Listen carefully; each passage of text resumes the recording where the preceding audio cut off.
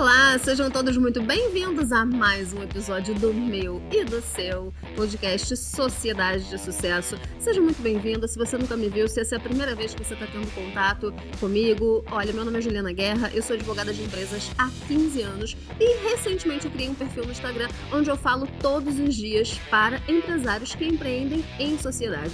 Então, se você empreende em sociedade, está pensando em empreender, se você é um empresário, se você é um empreendedor ou se você é um simpatizante, quem é um simpatizante? É aquela pessoa que ainda não virou empresário, mas pensa, ela simpatiza com a ideia, ela tem o desejo de vir a se tornar empresário algum dia. Então, fica à vontade porque esse conteúdo é para você. E hoje nós vamos falar sobre um assunto que com certeza é dor para você. Se ele não é dor para você nesse momento, ele foi dor em algum momento ou vai ser dor no futuro, porque ninguém foge disso aqui. Depois que a gente pensa quais são as pessoas que vão trabalhar com a gente na qualidade de sócios, a gente já faz uma filtragem. Olha, esse aqui vem como sócio, esse aqui vem como parceiro, esse aqui vem como funcionário, e aí você vai passar a se deparar com o problema de gestão de pessoas. Gente, a empresa depende de uma boa gestão de dinheiro e de uma boa gestão de pessoas. E é sobre isso que a gente vai falar aqui. Você está pensando em contratar PJ? Será que contratar PJ é lucro ou prejuízo?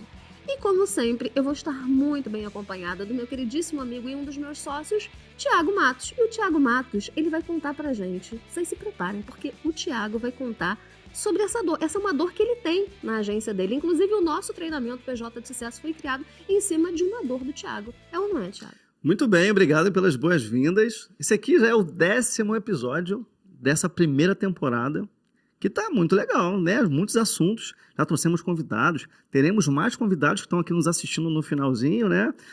Então, seja muito bem-vindo você que está assistindo a gente pelas redes sociais, está ouvindo a gente pelo YouTube, pelo canal do YouTube, pelo Spotify.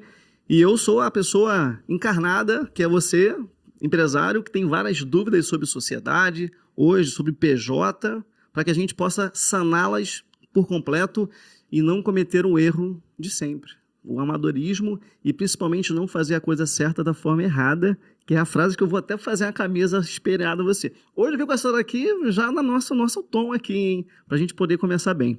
Bom, Ju, pra gente começar o nosso capítulo, como que surgiu o PJ de sucesso? Porque é uma dor que as pessoas normalmente... Porque você fala muito sobre sociedade, né? E o PJ fala sobre contratação de pessoas, né? De PJ e tal. Mas como é que aconteceu essa ligação? Gente, PJ de Sucesso, todo mundo me pergunta, Juliana, mas o que é esse treinamento novo que você criou, PJ de Sucesso? Gente, o PJ de Sucesso tem um único objetivo, ensinar você a contratar pessoa jurídica da forma correta. E o que é esse assunto, em que momento esse assunto se encaixa com o assunto sociedade? É muito simples, muitas pessoas começaram a me procurar relatando que elas desejavam fazer sociedade com funcionários. Na tentativa, na esperança de economizar com encargos trabalhistas, algumas pessoas acham que é uma grande ideia trazer um parceiro para trabalhar com você na qualidade de sócio. Aí você dá ali 0,1% de participação na sociedade, 2% de participação na sociedade, você diz que ele é um sócio, mas na prática ele é tratado como um empregado. Porque você, que já é velho de casa, acompanhou todos os episódios do podcast, você sabe que tornar-se sócio em uma sociedade empresária traz pra gente uma série de direitos societários, direitos e deveres. Então não adianta você trazer o seu funcionário para a sociedade, dizendo para ele que ele é sócio, dando ali uma participação ínfima, mas tratando ele como um empregado. E da mesma forma, tem muita gente que não traz o empregado como sócio, mas contrata ali como pessoa jurídica. Trata como empregado, mas contrata como pessoa jurídica. E aí eu fiquei pensando, caramba, como é que eu vou explicar isso para as pessoas? Como é que eu explico que todas as vezes que nós estamos diante de uma relação assimétrica, ou seja, todas as vezes que nós estamos diante de uma relação onde uma parte é inferior à outra, intelectualmente, financeiramente, todas as vezes que alguém está numa situação de vulnerabilidade em relação a outra pessoa, como é que eu faço para explicar que não importam os contratos escritos que nós fazemos, e sim a realidade dos fatos? No judiciário, Thiago, nada se sobrepõe à realidade dos fatos. Então eu posso fazer um lindo contrato de sociedade, trazer o meu parceiro para dentro do contrato social, mas se eu trato ele como um empregado, eu tenho que dar para ele direitos trabalhistas. O que eu não posso é negar a ele direitos societários e negar a ele direitos trabalhistas. Se ele não é um sócio, ele só pode ser um empregado. Empregado tem todos aqueles direitos que a gente conhece. Então, o PJ de Sucesso surgiu dessa necessidade de trazer esse tipo de informação para o público, porque o amadorismo é generalizado. Não, e engraçado porque a gente, quando vai empreender, A gente junta, né? Eu sempre falei isso. Junta o meu tempo com o seu e cria uma sociedade. Começa a crescer, começa a dar certo, começa a faturar. Você precisa de mais pessoas para que te ajude na entrega e você acaba contratando também errado. Contratando PJ ou fazendo contratos com PJ, mas gerindo de forma errada. E todas essas informações estão disponíveis. Só que a gente, como empresário, às vezes não se atenta, não estuda para fazer da forma correta. E dentro do seu conteúdo, você fala muito sobre relações assimétricas, né? Onde eu tenho a posição superior de estar contratando uma pessoa. O que você explicasse um pouquinho melhor sobre essa relação assimétrica, para quem está nos acompanhando entender exatamente como ela acontece na prática? Sabe aquela história do manda quem pode, obedece quem tem juízo? Então, a relação assimétrica é exatamente isso. Olha só, vamos concordar que se você está na posição de contratar alguém, de assalariar alguém, não tem como a gente negar, você já está numa posição de vantagem em relação àquela pessoa. Né? Você conseguiu uma graninha suficiente para remunerar aquela mão de obra e a pessoa está vendendo a mão de obra. E muitas vezes vendendo baixo, porque no Brasil a mão de obra vale pouco, ninguém quer. E o empresário não é um malvadão, né? Nenhum empresário quer pagar pela mão de obra mais do que a mão de obra vale.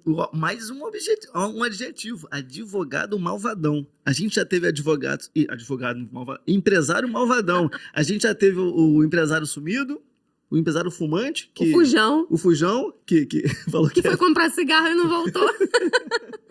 o empresário preguiçoso, né? São todos capítulos anteriores. E agora temos o empresário malvadão. E aí, vai contratar como PJ? Será que você é um empresário malvadão? Será que a gente deixa de contratar como funcionário para contratar como PJ porque nós somos malvadões? Essa vai pro corte. Essa é boa. E aí, eu já assisti o seu curso sobre PJ de sucesso, aprendi muito. No dia que eu assisti, eu falei, meu Deus, a minha sócia e meus sócios precisam assistir. Recomendou a alma nesse Recomendei dia. a alma. Eu virei à noite olhando o curso. E é interessante que você fala no curso que um dos maiores riscos que todo empresário tem é o trabalhista. E é um risco que muitas das vezes passa despercebido porque você fez um contrato com o PJ, né? Só que a tua gestão é completamente diferente. Então, é isso mesmo, que na vida empreendedora, um dos maiores riscos, ou talvez o pior risco, seja o risco trabalhista? Olha, o Thiago, ele é meu aluno. Além de ser meu sócio, meu amigo, ele é aluno. E aí, no dia que ele assistiu o PJ, ele falou, mas eu tô muito decepcionado, eu achei que você ia me dizer alguma coisa que ia me salvar. Eu falei, mas você acredita que existe jeito certo de fazer a coisa errada? E uma das coisas que mais chocou ele no momento em que ele teve contato com esse produto, ele falou, Ju, você falou que o risco trabalhista é o maior risco do mundo. Gente, o risco trabalhista é o maior risco do mundo, por quê? Porque ele faz com que as dívidas da nossa empresa comprometam o nosso patrimônio pessoal enquanto empresários. Através do quê? Através de um instituto que o Thiago já conhece porque ele é aluno, chamado Desconsideração da Personalidade Jurídica. Então, vocês que são velhos de casa, vocês sabem que todo o nosso conteúdo é voltado para empresas de responsabilidade limitada. E o que significa ser dono de uma empresa de responsabilidade limitada? Você é dono de uma empresa que limita a sua responsabilidade ao valor que você investiu no capital social. Então, uma empresa ela precisa de um investimento mínimo para tirar as atividades dela do papel. Então, imagina que você precisa de 50 mil, de 100 mil reais. Beleza, esse é o valor do seu capital social. E se essa empresa não puder pagar as próprias dívidas, você, empresário, responde pelas dívidas da empresa de forma limitada ao valor que você investiu na formação do capital social. Gente, responsabilidade limitada significa isso. Acontece que a vida não é um pudim. Vocês que me seguem aqui, vocês sabem que a vida não é um pudim, a vida é um formigueiro que a gente senta em cima. Então, nesse momento, você deve estar pensando, então se a minha responsabilidade é limitada, é tranquilo eu sair contratando pessoas. Se amanhã ou depois eu passar por uma crise e não tiver a pagar, eu já sei que eu só vou responder até o limite do que eu investi no capital social. Meu capital social é de 5 mil reais. Olha só o que está passando na cabeça de muita gente. Com certeza, até porque a gente monta contrato assim, né? Liga pro contador, cara, preciso montar uma empresa, me manda um modelo da internet, eu vou preencher, tu tem meus dados já tem a procuração minha, faz aí e vambora. E o capital social, normalmente ele é subjugado, né? Simbólico. Simbólico, pô, 5 mil, você vai ver ali. E quando eu vi o curso, eu falei assim, Tiago tá se entregando, vocês estão vendo. Se der algum problema na vida, né? O contrato social, o capital social tá lá. Mas não. No curso eu percebi que o buraco é muito mais embaixo, até como você fala. Porque que o risco trabalhista é o único que existe se houver uma desconsideração da personalidade jurídica, acabou. né? Inclusive, no episódio anterior, a gente falou sobre sociedade familiar, que a esposa também tem a sua participação, Sim. né? Que talvez o risco trabalhista possa atingir o patrimônio pessoal que eu tenho com a minha esposa. Então, assim, é muito mais embaixo do buraco. É isso, gente, porque numa limitada, a sua responsabilidade é limitada ao valor que você investiu, porém, se a personalidade jurídica da empresa, se essa proteção ela for um empecilho para que uma pessoa exerça o direito dela em relação à empresa, o que o judiciário está autorizado a fazer? Está autorizado pela legislação. Ele está autorizado a desconsiderar essa proteção, esse verdadeiro escudo que a limitada oferece para nós empresários, para que o judiciário possa avançar sobre o nosso patrimônio pessoal. E muitas vezes o nosso patrimônio pessoal nem pertence somente a nós, ele pode pertencer aos nossos cônjuges também, que a maioria das pessoas está casada pelo regime da comunhão parcial de bens, ou seja, tudo que você adquiriu onerosamente, ou seja, tudo que você adquiriu pagando na constância do casamento é teu e do teu cônjuge. Então imagina, se a sua empresa responde a uma dívida trabalhista, a empresa não tem bens, não tem recursos suficientes para pagar aquele débito, e essa responsabilidade passa para você como empresário, você vai arrumar até um problema familiar. Então olha aí a relevância do nosso PJ. Então o PJ, é claro que saber contratar, o único erro trabalhista que a gente comete é contratar funcionário como pessoa jurídica, é claro que não, existem dezenas de outros erros que a gente comete. Mas vamos começar por esse erro, que é muito básico, porque está ali no centro, né? Quando a pessoa começa a empreender, ela se depara com isso. Como é que eu vou trazer as pessoas para trabalhar comigo? Então, sócio, você já sabe que não é simples assim trazer sócio. Sócio tem que ter alguma coisa para contribuir. Se você traz uma pessoa para a tua sociedade que não tem como contribuir, ou em troca de um serviço muito barato, você se lascou. Porque se essa pessoa for embora, ela vai levar uma parte do patrimônio que ela não ajudou a construir. Então, se você não está acompanhando, eu recomendo que você faça aí um retorno, acompanhe os nossos episódios para você entender o que significa fazer sociedade. Então, sócio não é uma opção para você. Você vai ter que trazer pessoas para trabalhar, ou como funcionárias, ou como parceiras. Então, você tem que saber contratar para você preservar o seu dinheiro. Qual é o lema de tudo que a gente cria? Preservar o seu dinheiro, as suas amizades e o seu negócio. Muito bem. Ó, eu queria que você trouxesse para a mesa as suas causas, né? Normalmente, quando se tem uma história, né, as pessoas acabam gravando essa história mais fácil e até entendendo, às vezes, um termo técnico ou um conceito mais técnico. Você já pegou algum caso onde aconteceu exatamente isso? Que a pessoa estava contratando, fazendo a sua gestão PJ, né? E você percebeu que havia um risco maior ali? Em 100% das vezes. A maioria das pessoas que me procuram, ela já procura tendo a intuição. Conta uma história pra gente poder pegar nosso balde de pipoca agora e poder te ouvir. Olha, eu já peguei até um caso recente. Uma seguidora escreveu pra mim que ela estava dentro de uma empresa composta, todos os funcionários eram sócios da empresa. Todos os funcionários eram sócios ali com porcentagens bem pequenas, mas na prática eles eram tratados como empregados. E ela falou que ela estava se sentindo muito constrangida, porque todos eles fizeram uma reunião, eles sabiam que eles estavam dentro do contrato social, mas o sócio majoritário, que era o dono da empresa, dizia que eles não tinham direito de deliberar sobre nada, não tinham direito de participar em nada, porque eles não teriam direito de fazer a decisão deles prevalecer, então eles não precisariam ser comunicados de nada.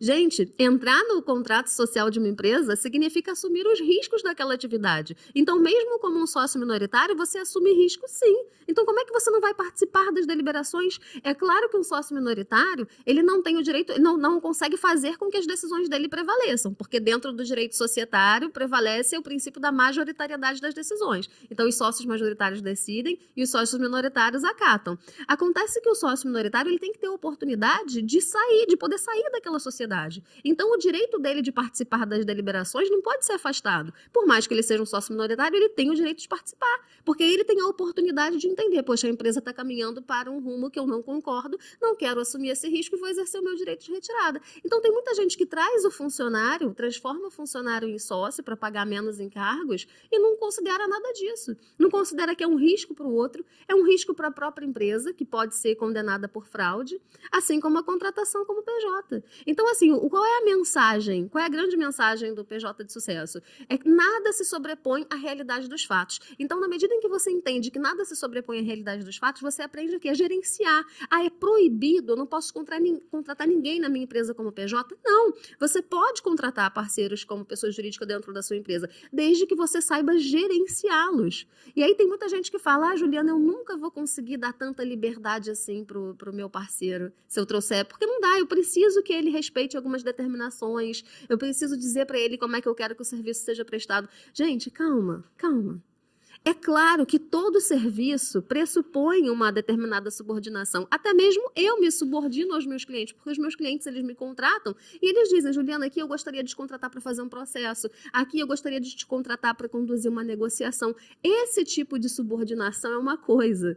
Outra coisa é a subordinação que você diz para ele, olha, hoje você vai desempenhar essas tarefas aqui, amanhã você vai desempenhar aquelas tarefas ali. Então é diferente. Tudo é uma questão de você aprender a fazer. E aprender o que está envolvido ali, porque se você vai adotar uma prática que não é isenta de risco, você consegue se preparar. E muitas vezes, Thiago, está acontecendo uma coisa assim. A pessoa começa a consumir o meu conteúdo, os conteúdos que eu falo do PJ de sucesso, e aí ela quer fazer uma consulta. E, gente, eu fico com vergonha, porque fica parecendo que eu não quero atender a pessoa, mas não é isso. É porque a consulta é até mais cara do que o curso. Só que o curso ele vai te entregar algo que não tem preço. Você entender a regra do jogo, você entender quais são os elementos de uma relação de emprego, vai te dar uma coisa que é muito importante na vida do empreendedor. Você precisa ter autonomia para tomar as suas decisões. E é isso que eu te prometo autonomia. Isenção de risco, blindagem?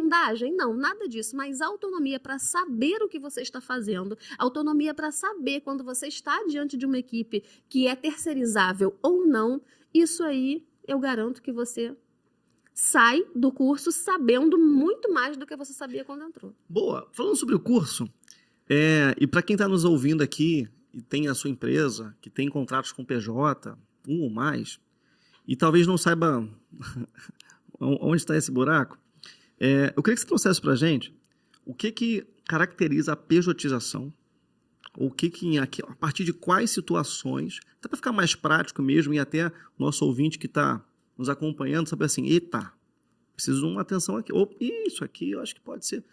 Quais situações que é comum a gente ter na gestão PJ que não pode ter na gestão CLT e vice-versa?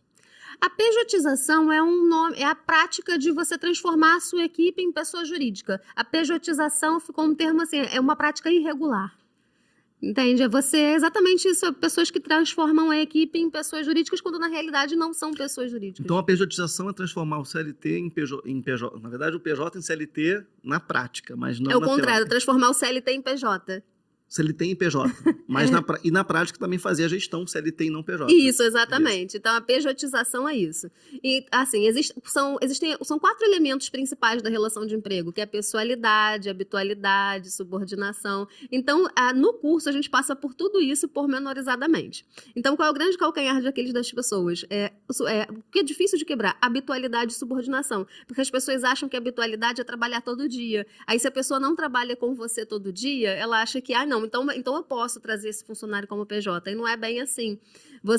A habitualidade está relacionada à previsibilidade de repetição do trabalho. Então, se você sabe que aquela pessoa vai precisar trabalhar para você toda segunda e quarta, por exemplo, já tem habitualidade. Se você sabe que aquela pessoa vai trabalhar para você toda segunda-feira, já tem habitualidade. Pessoalidade, por exemplo, você vai trazer um PJ para trabalhar com você, mas se ele precisar faltar e se ele precisar se fazer substituir, você não vai aceitar. Não, como é que eu vou aceitar uma pessoa estranha? Então, são questões muito sutis que na prática de uma empresa não comporta que seja diferente. Mas você precisa que o funcionário esteja ali naquelas datas, você precisa que o funcionário preste o serviço pessoalmente. Então é difícil, muitas vezes, você desenvolver um relacionamento entre a sua equipe onde não estejam presentes as características da relação de emprego. Talvez seja até mais fácil antes de contratar, montar o job description, né, do funcionário, saber quais são as tarefas que ele precisa ser executadas e se você pode ou não contratar como PJ, ou é melhor como CLT, ou até a tua forma de gestão ser diferente. Às vezes você exige uma coisa, você não pode exigir mais, ou horários, você recebe muita gente assim que está querendo contratar e não sabe se pode ser PJ ou não? Muita. E recebeu também muita gente que pesquisa na internet. Porque recentemente teve uma decisão do Supremo Tribunal Federal. O Supremo Tribunal Federal e o Superior Tribunal de Justiça são as instâncias máximas do nosso judiciário. E recentemente o Supremo Tribunal Federal entendeu que a pejotização é uma prática regular quando você está diante de relações que não são assimétricas. Por exemplo, você vai contratar um funcionário que ele tem um alto nível intelectual, ele entende as vantagens que ele está usufruindo por ele ser contratado como PJ e não como CLT, e aí nessas situações o STF entende que não existiu coação e não existiu prejuízo. As partes tinham um nível de entendimento suficientemente claro para entender o que elas estavam fazendo. Então, isso é uma decisão recente. Mas aí, como é que você me explica, por exemplo, personalidades como Laí Renault, que foi condenada, a Globo foi condenada a pagar toda a indenização desse apresentador. Não sei se você lembra dele, ele apresentava o encontro com a Fátima Bernardes. Lembro, até no curso você comenta sobre 3 casos, um deles é esse.